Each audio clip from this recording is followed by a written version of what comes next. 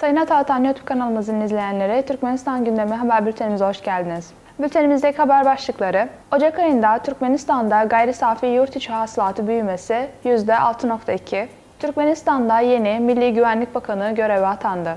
Türkmenistan, Özbekistan'a sıvılaştırılmış gaz yardımı sağlayacak ve son olarak Türkmenistan Dijital Almatı 2023 forumuna katıldı. İlk haberimiz, Ocak ayında Türkmenistan'da gayri safi yurt içi hasılatı büyümesi %6.2. Türkmenistan Devlet Başkanı Serdar Berdimuhamedov başkanlığında Bakanlar Kurulu toplantısı gerçekleştirildi. Toplantıda 2023 yılının Ocak ayının makroekonomik göstergeleri değerlendirildi. Verilere göre 2023 yılı Ocak ayında Türkmenistan gayri safi yurt içi hasılatı büyümesi %6.2 oranında gerçekleşti. Ocak ayında üretilen ürünler geçen yılın aynı dönemine göre %5.8 arttı. Ocak ayında Devlet Ticaret Borsası'nda 25 işlem yapıldı, 2460 sözleşme tescillendi. Geçen ay ülke genelinde tüm finansman kaynakları ile yapılan sermaye yatırımlarının miktarı 2 milyar manat aştı. Bu, geçen yılın aynı dönemine göre %9.1 daha fazla. Yılın başından bu yana sermaye yatırımlarının arttırılması, yeni endüstriyel tesislerin devreye alınması ve üretim kapasitesinin arttırılması için gerekli koşullar yaratıldı. Bu, nüfusun yaşam koşullarının daha da iyileştirilmesine ve bölgelerde ek işler yaratılmasına olanak sağlayacaktır. Türkmenistan'da yeni Milli Güvenlik Bakanı göreve atandı. Türkmenistan Devlet Başkanı, ülkenin Silahlı Kuvvetleri Başkomutanı, Ordu Generali Serdar Berdimuhamedov, Devlet Güvenlik Konseyi'nin genişletilmiş toplantısını gerçekleştirdi. Toplantıda 2022 yılı için kolluk kuvvetlerinin çalışmaları değerlendirildi. Söz konusu toplantıda yeni atamalar gerçekleştirildi. Türkmenistan Devlet Başkanı, başka görev verilmesi amacıyla Milli Güvenlik Bakanı Albay Gurbanmurat Anayev'i görevden aldı.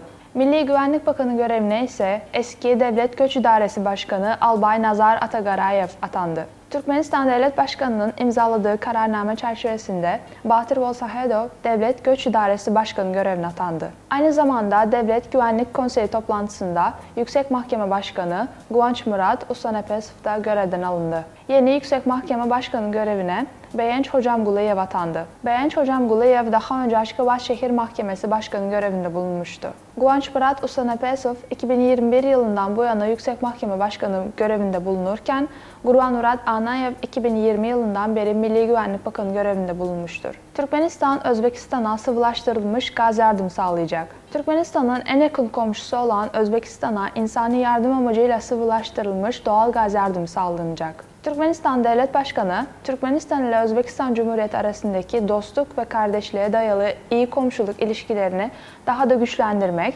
dostane ve kardeşçe destek sağlamak amacıyla bir kararname imzaladı. Bu kararname kapsamında Türkmengaz Devlet Kurumu'nun belirlenilen miktarda sıvılaştırılmış gazı Özbekistan Cumhuriyeti'ne ücretsiz olarak vermesi öngörüldü. Türkmenistan bu sene kış ayında havaların aşırı soğuması sonucunda Özbekistan'a 3 aylık süreyle doğal gaz ihracatını da gerçekleştiriyor. Bu bağlamda iki ülke arasında anlaşmalar imzalandı. Dün Türkmenistan ile Özbekistan arasında diplomatik münasebetlerin tesis edilmesinin 30. yıl dönümü kutlandı. Son olarak Türkmenistan Dijital Almatı 2023 forumuna katıldı. Dijital Almatı 2023, iş dünyası temsilcileri, uluslararası uzmanlar, BT topluluğu, devlet kurumları ve medyanın katılımıyla gerçekleşen en büyük teknoloji etkinliğidir. Forum, 2018'den beri her yıl düzenleniyor ve Avrasya Ekonomik Birliği çerçevesinde dahil olmak üzere dijital gündemdeki güncel konular ele alınıyor.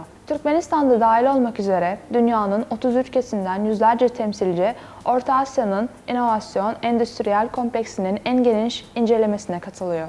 Dijital Almatı 2023 forumu kapsamında Azerbaycan, Kırgızistan, Kazakistan, Filistin, Rusya, Türkmenistan, Türkiye, Tacikistan, Özbekistan ve diğer ülkelerin teknoloji merkezlerinin yenilikçi gelişmelerle standlarını sunduğu bir dijital projeler sergisi düzenlendi. Uluslararası İnovasyon Forumu kapsamında yabancı ülkelerin kamu ve özel kurum, kuruluş ve teknoloji parkları ile toplam 29 adet işbirliği anlaşması ve sözleşmesi imzalandı. Sayın Atağatan YouTube kanalımızın izleyenleri, Türkmenistan ile ilgili Türkçe haberlerimizi atatanturkmenistan.com haber sitemizden takip edebilirsiniz. İyi günler.